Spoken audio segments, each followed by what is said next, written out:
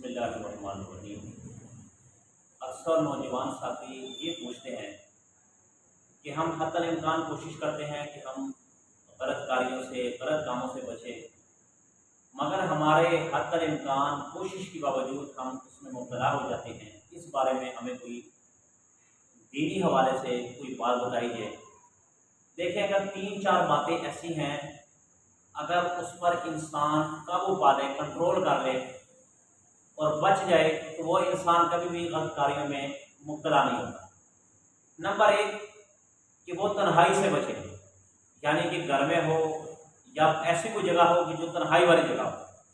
तन्हाई में ज़्यादा वक्त ना गुजारे।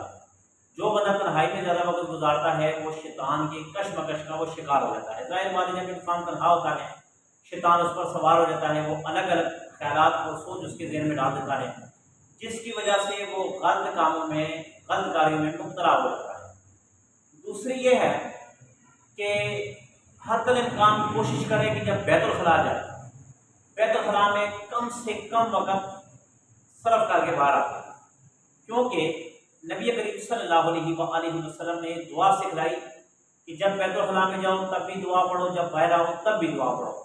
आखिर इसका मकसद क्या है और आप सल्लल्लाहु अलैहि वसल्लम ने जो दुआ बतलाई है इसका भी मकसद क्या है? मकसद यह है कि प्यारे हबीब फरमाते हैं कि बैतुल खला यानी कि बाथरूम, इसमें शयातीन, खबीस शयातीन होते हैं, नापाक और पलीद किस्म के शयातीन होते हैं। जब आप अपना ज़्यादा वक्त वहाँ पे सर्व करेंगे, ज़ाया करेंगे, तो जो शयातीन हैं, जो जो खबीस जिन्नात है, वो इंसान पर सवार हो जाते हैं। सवार से मुराद ये है कि वो उसके ज़हन में वसावस डालेंगे, अजीब अजीब ख्यालात डालेंगे। ज़ाहिर बात है, जब अजीब अजीब वसावस और ख्यालात आएंगे तो इंसान गलत कार्यों में मुब्तला हो जाता है। तीसरा ये है कि इंसान बुरी मजलिस से छोड़ दे, बुरे दोस्तों के साथ उठना बैठना छोड़ दे, बुरे महफिलों में बैठना छोड़ दे।